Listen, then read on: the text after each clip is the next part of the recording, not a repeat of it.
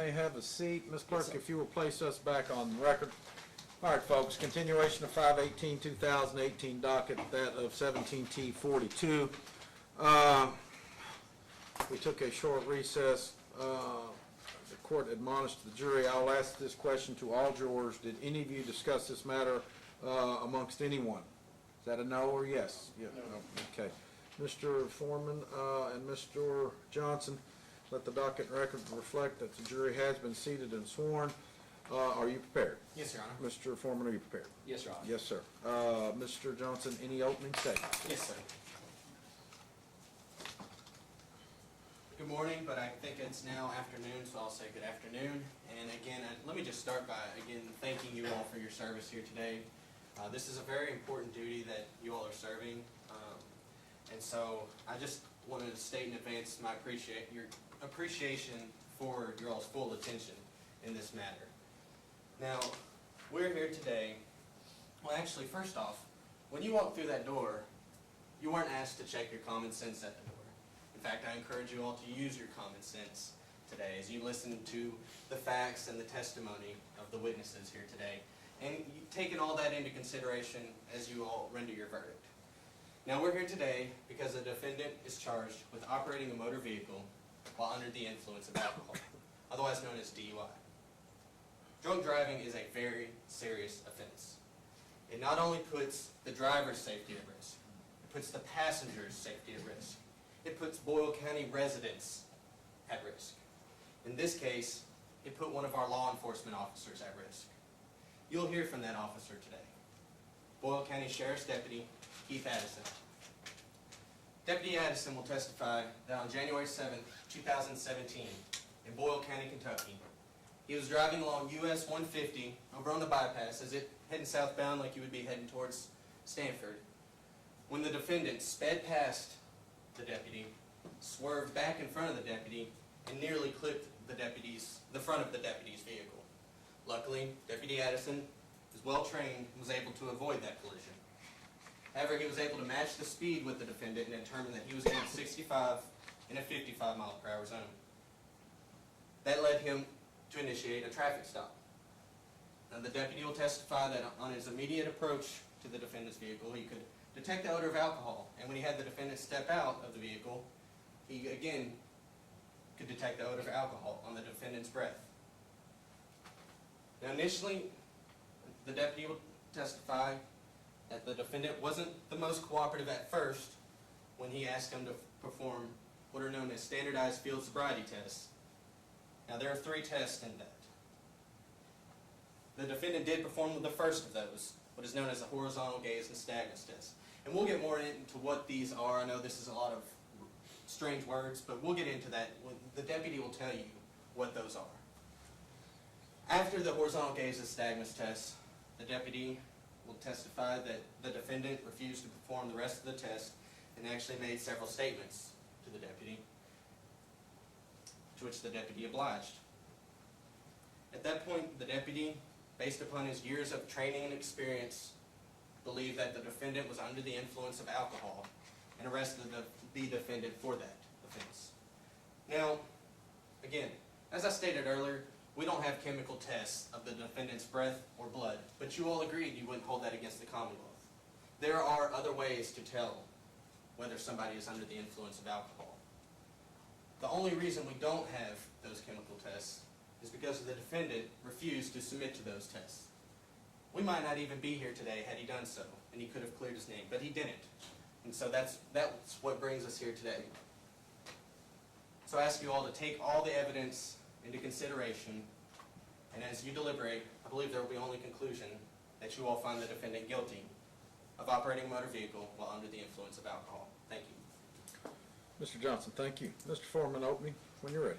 Thank you, Your Honor. Yes, sir.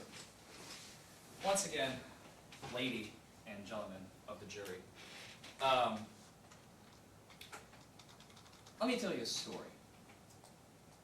On January 7th, 2017, Mr. Woods was at a Mexican restaurant here in town with his girlfriend. He had consumed 3 drinks. He waited afterwards for about 2.5, 3 hours. We're not exactly sure of the timeline because it's been so long. And then he drove. He knew that he was the one that drove there, and he knew he was going to be the one driving back. And they know that because there was a UK game on that day. And I believe you will hear testimony that they were even giving out free shots, which my client took no part of. His girlfriend did, because she knew she had a designated driver.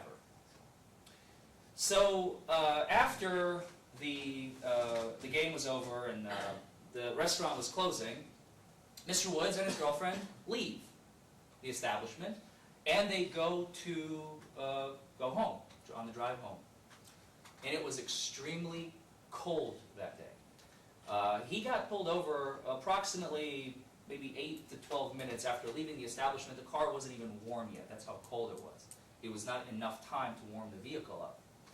And the deputy, this is something that Mr. Johnson has not very curiously indicated to you all, it was so cold, my client was shivering, and the deputy did nothing to alleviate it, to help him out, to maybe take him to the station to do the investigation. Maybe suspicion of operating a motor vehicle is fine to suspect, but you do not conduct the investigation in freezing temperatures. We actually went back and we looked on weather.com or whatever it was. It was 8 degrees Fahrenheit that day, with the wind chill, -22. -22 degrees. My client was wearing nothing but a long sleeve shirt. He had a coat in his car, in his truck, and the deputy not once even mentioned, hey, you might want to get your coat, we're going to be here a while. No, what does he do? He goes back to his truck, closes the door, and sits there while Mr. Woods is standing outside of his vehicle waiting for the deputy to return. The deputy returns, he conducts one field sobriety test, and my client is so cold, he utters the words, you know what, just take me to jail. I can't be out here, I'm freezing. Take me to jail. And the deputy, curiously enough, I'm not sure why. This is the first case out of hundreds of cases that I've done, arrests, criminal, DUI, whatever. Suspects are usually handcuffed. He did not even handcuff Mr. Woods. He just put him in the back of the cruiser. So he, technically, if you really want to go far, he even violated a procedure there. But besides the point, while they're in the cruiser, you will hear that Mr. Woods asked the deputy to take him to the hospital to draw blood. The deputy said, we don't have time for that. My client inquired, why? Why don't we have time to go to the hospital and draw blood? I'll give you my blood. Test me.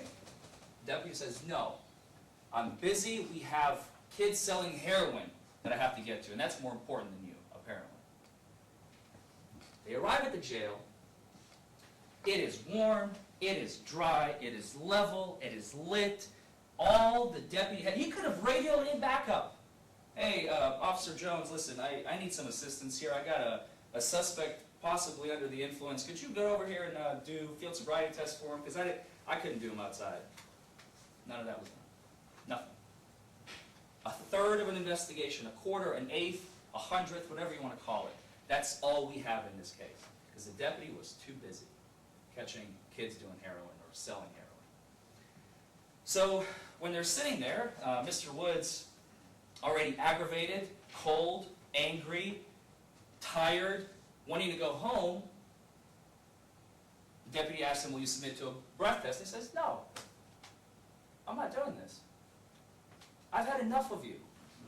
I've done everything you asked me to do, and I ended up here, I'm not cooperating anymore. So he locked him up.